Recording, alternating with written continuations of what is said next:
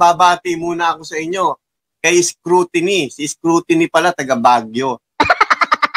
At ang ganda ni Scrutiny. Kulay pink ang buhok. Joke lang. Kita nyo tong taong matapos akong kaladkarin at alapinan sa Baguio, pagbaba sa Maynila, banalahuran ako. Nakakapagod kaya gumala dahil sa tindi ng traffic. Kung hindi sa pagmomotor ay mapapasabak ka talaga sa paglakad kaya ang muscles ko sa binti ay nadagdagan ng 2 bloke. Kaya ito ang oras ng aking paghihiganti sa iyo Master Meloyap. Sa kung sino man may-ari ng salitang debunk ay pahiram muna. Hirap naman ang buhay talaga, pati sa salita merong mga nagmamay-ari. Pag magamit mo yung salitang ginagamit pala nila, sasabihan kang manggagaya.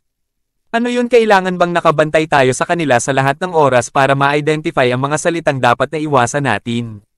As if nga naman talagang pagmamay-ari nila yon. O hayan, literal na i-debunk natin si Master Meloyap. Ano nga ba ulit yung sinabi niya? Okay, dun muna tayo sa magandang side sa Baguio. Magandang side sa Baguio, malamig. Yan. Ikalawa, of course, yung krimen dun mababa. Yan. Diyan naman ako believe kay, kay Mayor. So, ito, maganda sa Baguio, yung krimen mababa. Kasi maraming pulis. Balita ko nga, pati doon sa Sugalan, may pulis eh. Pati doon sa Sugalan, may pulis. Ayun pala, maraming pulis kaya mababa raw ang krimen. Kung ganun, ano ito? Roaming around Baguio, 1 to 5 evening.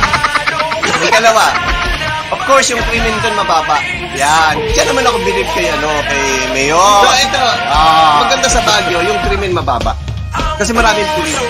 Balita ko nga, pati doon sa Sugalan, may pulis.